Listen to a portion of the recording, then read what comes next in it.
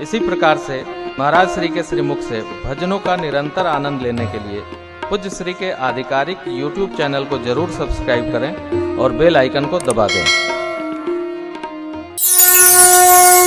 जीवन में दो मित्र कैसे होना चाहिए? जीवन में दो मित्र ऐसे होने चाहिए, एक कृष्ण भगवान जैसा और एक कर्ण जैसा। भगवान श्री कृष्ण को पता है, जानते हैं अर्जुन जैसा, और कर्ण को ये बताए कि हम गलत हैं, हमारी आर पक्की है, हम अधर्म की लड़ाई लड़ रहे हैं, लेकिन धन है राधे मित्र कर्ण जैसा। उसको ये पता होता गलत, लेकिन अपने मित्र का साथ उसने कह दिया मित्र प्राण तुम्हारे लिए दाव पर लगा दूंगा, लेकिन मैं तुझे कभी धोखा नहीं दूंगा। धर्म के लिए एक मित्र कृष्ण धर्म के लिए होता है, एक मित्र कर्ण है अधर्म के लिए लड़ रहा है, अपने मित्र का साथ। तो सुखदेव जी बाबा ने कहा कि तुमको ये मालूम है अधर्म की लड़ाई है, और अश्वत्थामा ने कहा मित्र मैं तेरी सौगंध खा रहा हूँ कि मैं आज 8 पांडवों को मृत्यु को प्राप्त करूंगा, तेरी सौगंध मित्रता की कसम ले रहा हूं, मैं आज 5 पांडवों को जीवित नहीं छोड़ूंगा। ऐसा लेकिन जानते कि भगवान जिनके रक्षक हैं, क्या उनको कोई मार सकता है? कोई नहीं मार सकता, किसी की सामर्थ्य लगता है। जिनकी पग पग पे रक्षा करते गोवर्धन गिरधारी है, पांडवों के लिए नहीं, धर्म के लिए कर रहे हैं, धर्म की रक्षा के लिए भगवान कर रहे हैं। पांडवों के पास में धर्म है, जिनकी पग पग पर रक्षा करता गोवर्धन गिरधारी है, और उन्हीं पांडवों की रक्षा कर रहे हैं वही सुदर्शन चक्रधारी। उनके पग पग पर भगवान थे। पांडव सो रहे थे अपने कक्ष में, अपने शिविर में, मानो तो अपने बेडरूम में। उनका कक्ष है, एक शिविर है, उनमें सो रहे। भगवान को जब पता लगा कि अश्वत्थामा ने प्रण कर लिया है, पांडवों को मारने के लिए आ रहा है, भगवान दौड़े चले आए। भगवान जी दौड़े चले आए और भगवान जी ने कहा पांडव तुम सो रहे और आपको मारने के लिए तुम्हारे गुरु पुत्र ने प्रण कर लिया।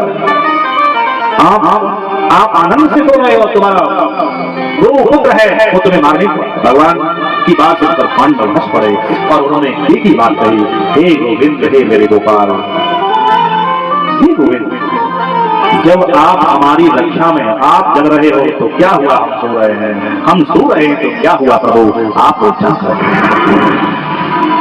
आप जाग रहे हो। भगवान ने कहा चलो ये बात बाद में करेंगे, ये बात हम तुम सब बाद में करेंगे बैठ करके, लेकिन खड़े हो जाओ। और भगवान जी ने अपने पांडवों को, अपने भक्त को, अपने धर्म को बचाने के लिए एक दूसरे शिविर में, दूसरे कक्ष में उनको जैसे कहो तो शिफ्ट करा दिया, शिविर में अदला बदला करा दिया। और जिस शिविर में पांडव सो रहे थे वहां द्रौपदी के 5 पुत्रों को सुला दिया, द्रौपदी के 5 पुत्रों को सुला दिया। श्री सुखदेव जी बाबा ने कहा कि राजन जिस शिविर में द्रौपदी के 5 बेटे थे ना, वहां पांडव है, और जहां पांडव सो रहे हैं वहां द्रौपदी के 5 भगवान ने अदला बदला कर दिया। इसलिए मेरे जय सुनो भगवान क्या करें, वेद मेरी सार है मैं वेदन के माही, जो भी मैं कुछ करता हूँ तो वेद पुराणों में भी नगमान पढ़ते हैं। तो सुखदेव जी महात्मा जी ने कहा कि राजन संध्या काल हो गई, और उन्होंने एक मन में धारणा की, मन में विचार किया क्या क्या क्या। तो जा रहे थे तो मन में चिंता थी कि मैं क्या करूं, मैंने मित्र से कहा है कि पांडवों का हत्या करूंगा, लेकिन क्या करूं। तो वो चले जा रहे हैं, रात्रि का वक्त है और रात के 12 बजे, रात्रि के 12 बजे, और पांडव अपने शिविर में सो रहे हैं, पांडव अपने शिविर में सो रहे हैं, और भगवान कृष्ण ने उस शिविर का अदला बदला किया। और जैसे गए तो जाकर के उन्होंने सोते हुए पांडवों का तो नहीं, इन पांडवों के पुत्र द्रौपदी के 5 महारथी पुत्रों का धड़ से सर काट दिया और झोली में डालकर के दोनों भागना प्रारंभ किया। और सुष्टामा भागा भागा दौड़ा दौड़ा आज उस दुर्योधन के पास में आया और दुर्योधन से कहा तुम्हें तो देखो जो कार्य तुम्हारी कतरनी सेना नहीं कर पाई, जो कार्य तुम्हारे महारथी सेनापति नहीं कर पाए वो हमने किया है। आज मैंने 5 पांडवों का अंत कर दिया जो तुम्हारी सेना नहीं कर पाई, वो सेना मार नहीं पाई वो हमने किया है। तो ऐसे जिज्ञा पर दुर्योधन की शब्द आ रहा। तो दुर्योधन ने कहा कि मित्र अगमर प्राण नहीं निकल रहा है, जंगा टूटी है, रक्त में सना हुआ है, समझिए बात। बोले मित्र मुझे भीम का शीश तुम काट लाए हो तो मुझे भीम का शीश उन्होंने कहा भीम का नहीं, भीम का भी है, नकुल का भी है, सहदेव का भी है, अर्जुन का भी है और तेरा दुष्ट का भी है। कुछ पता नहीं मुझे भीम का शीश मुझे दिखाओ। भीम ने मुझे धोखे से मारा, भीम ने मेरा वध किया है, मुझे भीम का शीश मुझे दे। भीम का पुत्र का शीश ऐसे अश्वत्थामा ने हाथ में लेके और दुर्योधन को दिया और दुर्योधन ने जैसे जोर से दबाया घर से टूट गया। और दुर्योधन को लगा मैं तो ये भीम का शीश नहीं है। जिस भीम में 10,000 हाथी का बल हो उसका शीश ऐसे टूट नहीं सकता, फूट नहीं सकता। आपसे कोई गलती हो गई है, ये भीम नहीं है, भीम नहीं है। और अन्य 4 शीशों को देखा तो रोने लगा, विलखने लगा, अरे आता ताई तूने क्या किया, ये पांडव नहीं है, पांडव नहीं है, पांडव नहीं है, ये द्रौपदी के 5 बेटों का सपूत। अरे आता ताई तूने तो आज हमारे कुल को ही नष्ट कर दिया, आज हमारे कुल को तूने समाप्त कर दिया। आता ताई मैं तुझे कभी क्षमा नहीं करूंगा। और दुर्योधन ने सरस्वती पर पटक पटक करके पास अंत कर दिए। चील कौवे आकर के दुर्योधन के शरीर से मांस को नोच नोच चले जाए, क्योंकि समझिए बुरे कर्म का बुरा ही परिणाम होता है। लेकिन लोग समझते नहीं है, थोड़ा सा पैसा गया तो सोचता मैं ही भगवान हो गया। 2 लोग क्या पूछने लगे तो सोचता है कि मैं यहाँ का सब हो गया, मैं यहाँ का राजा हूँ, मैं यहाँ का पालनहार हूँ। अरे भैया पालनहार कोई और है, दाता एक राम भिखारी दुनिया संसार है। इसीलिए महान कवि ने वर्णन किया है, एक महान कवि ने वर्णन किया है कि आसमान में उड़ने वाले धरती को भी पहचान किसी का नहीं रहता था। आसमान में उड़ने वाले, थोड़ा नीचे भी देख लो, नीचे लेकिन जीव अहंकार में इतना जा रहा है, इतना पतन हो रहा है, दुख भी पा रहा है, ये भी पता है। मन में सोचे कि मैं राजा हूं, मैं अरे माय डियर मैं करता है तो उसको तो कटना ही पड़ता है। इसीलिए तुझे अभिमान करना है तो अभिमान का भगवान ने मुझे मानव शरीर दिया है, भगवान जी ने मुझे ये मनुष्य स्त्री बनाया। मुझे अभिमान करना है ना तो कर। भगवान ने मुझे इस लायक बनाया कि भगवान का भजन कर सकता हूँ, कर सकती हूँ। अब देखिए ये भी मान लीजिए हमारी बात कि ये भजन करना, मंदिर जाना, सत्संग सुनना, भगवान की कथा सुनना इसी जन्म में है। मनुष्य स्त्री हो करके कर सकते हो, इसकी बात में तुम कहो कि स्वर्ग में जाएंगे, नरक में जाएंगे तो भजन करेंगे, नहीं कर पाओगे मैं। नरक में भी भजन नहीं कर सकते हो, स्वर्ग में भी भजन नहीं कर सकते हो। और छोड़िए आप भगवान के घर गए तभी भगवान का भजन नहीं कर सकते। ये तो संभव इसी मृत्युलोक में है, इसी मृत्युलोक में संभव है। इसलिए तो गोस्वामी जी वाला कह रहे हैं बड़े भाग्य मानुष तन पावा, बड़े भाग्य मानुष तन पावा, सो दुर्लभ सत्संग पावा। लेकिन लोग में अभिमान इतना भरा है, पूछिए मत, मार जल रहा है, मर रहा है, फिर भी अभिमान को छोड़ नहीं रहा है। छोड़े जब यहां से जाएगा ना तो उसे अभिमान को छोड़ना पड़ेगा। अब देखिए कलयुग की आयु कितनी है? कलयुग की आयु 4,32,000 साल की। समझ में हम क्या कह रहे हैं? कलयुग की आयु कितनी है? 4,32,000 वर्ष की है।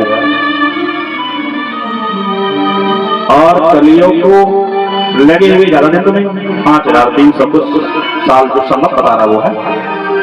अब ये अपने मन में कल्पना करिए कि 5300 कुछ वर्ष में जीव कितना भगवान को छोड़ता है। एक व्यक्ति सवेरा, महाराज जी आवाज आती है, आप कितना वॉल्यूम कम करा लो, हमारे बच्चे पढ़ रहे हैं। तेरो बालक भाई भैया तेरा दुखी मेयर बन होगा।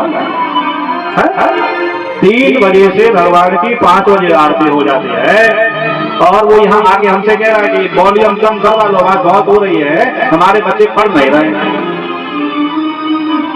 अब हम क्या करें? ऐसे व्यक्तियों को कुछ समय ही सुधारेगा।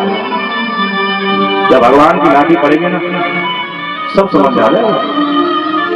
हमारे ब्रज में, वृंदावन में, मथुरा में, बरसाने में भागवत कथा होती है, पूरा लाउड स्पीकर लगता है, स्कूल की छतों पर कोई कहने वाला नहीं है। क्या वहां के डीएम नहीं, क्या मजिस्ट्रेट नहीं, क्या वहां के आईपीएस अफसर नहीं है? लेकिन लोग अज्ञानी हो गए हैं। आगे कहते हैं कि ये किस्मत की बात है। अरे तो ये भी सोच लीजिए, किस्मत भी बनाना उसके ही हाथ है। ये मत कहो कि किस्मत की बात है, ये भी तो कहो किस्मत बनाना भी तो मेरे गोपाल के हाथ है। लेकिन हमसे आगे कहते हैं कि बाबा माइक का शोर होगा, आँख की आरती होती है तो बच्चे नहीं पढ़ पाते, और उसके बच्चे 3 बजे से 5 बजे तक ही पढ़ेंगे, उससे आगे पीछे नहीं पढ़ सकते।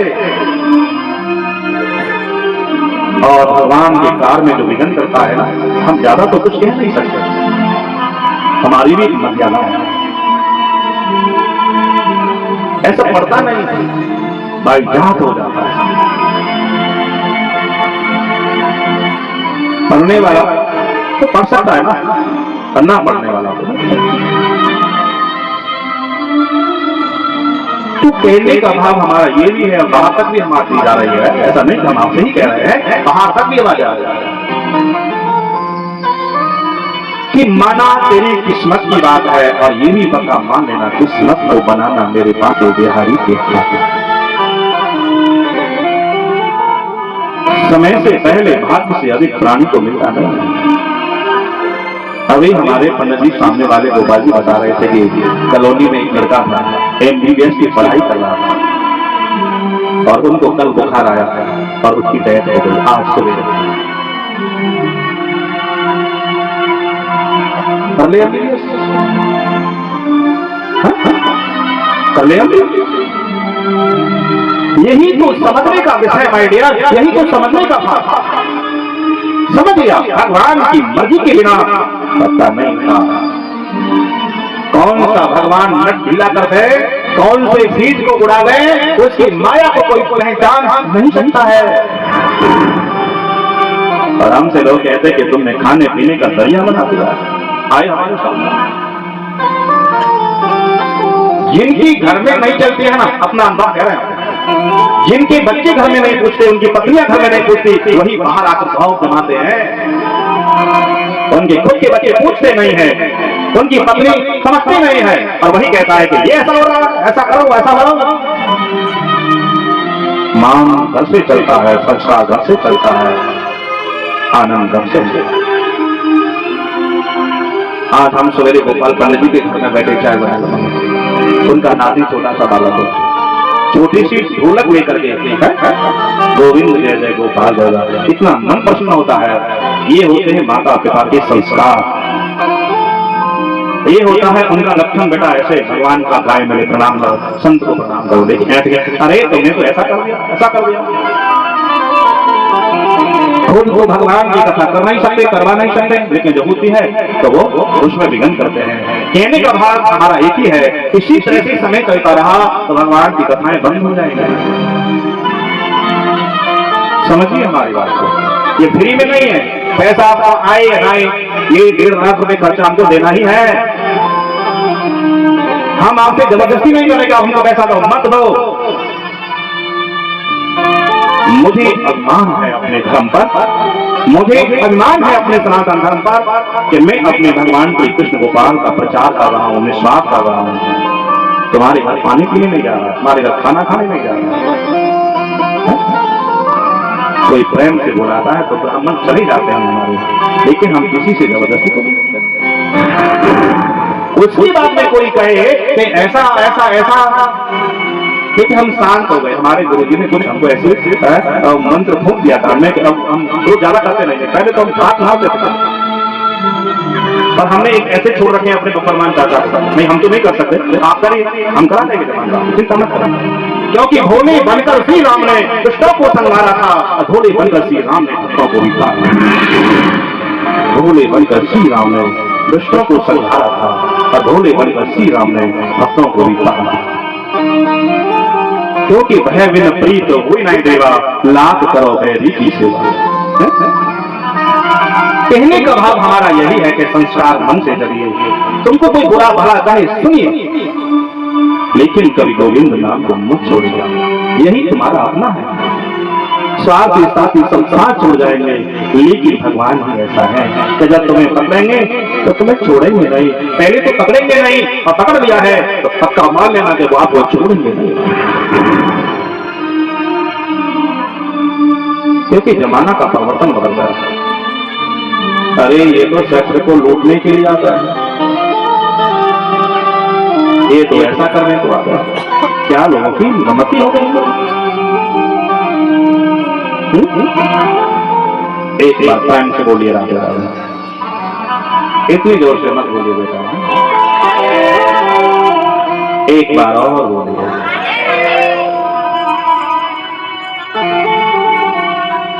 क्या बात कम करूंगा? सुखदेव जी महात्मा जी ने कहा राजन, कहने का भाव समझिए, 4,32,000 वर्ष की आयु है और 5,300 साल हुई तो कितने लोग कथा सुनाए? अभी जैसे जानो कलयुग 11 दिन का बालक हो, समझिए हमारी बात को। कलयुग को ऐसे जानो जैसे 11 दिन का बच्चा है, फिर भी लोग पाखंड बताते हैं पूजा पाठ करने से क्या होता है? क्या भागवत कथा होते हैं? एक इन्होंने धंधा बना लिया है, दुष्ट है लोग, ऐसी बातें करते हैं, खुद अधर्मी है, खुद वो पापी है, क्योंकि जो जैसा होता है सामने वाला उसको वैसे ही दिखाई